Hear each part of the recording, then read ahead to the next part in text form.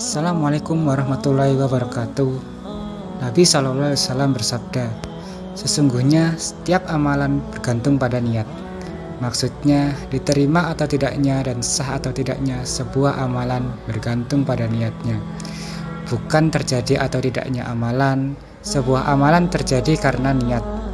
Seseorang yang berwudu pasti sudah berniat untuk berwudu. Tetapi tidak semua orang yang berniat berwudu pasti akan berwudu. Maksud setiap amal bergantung pada niat adalah sifat amalan bergantung pada niatnya.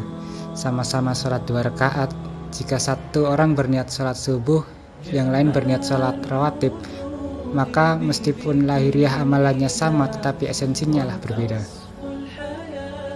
Rasulullah SAW bersabda, dan bagi orang itu sesuai dengan niatnya. Maksudnya, besar kecil pahala tergantung pada niatnya.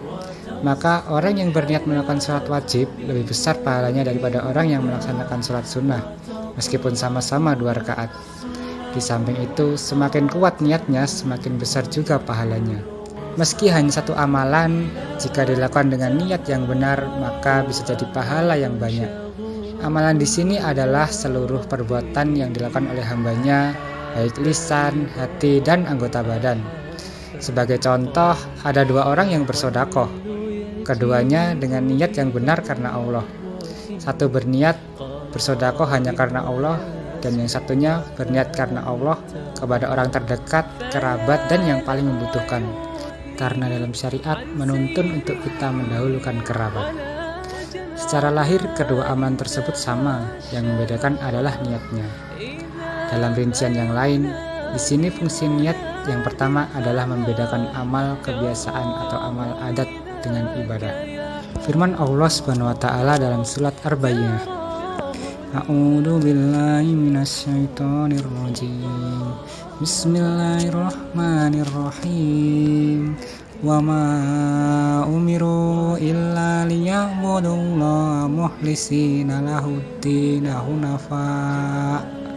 hunafa wa yuqimunas sholata wa yu'tuz zakah wa dzalika dinul qayyimah. Artinya, padahal mereka tidak disuruh kecuali supaya menyembah Allah dengan memurnikan ketaatan kepadanya dalam menjalankan agama yang lurus, dan supaya mereka mendirikan sholat dan menunaikan zakat, dan yang demikian itulah agama yang lurus.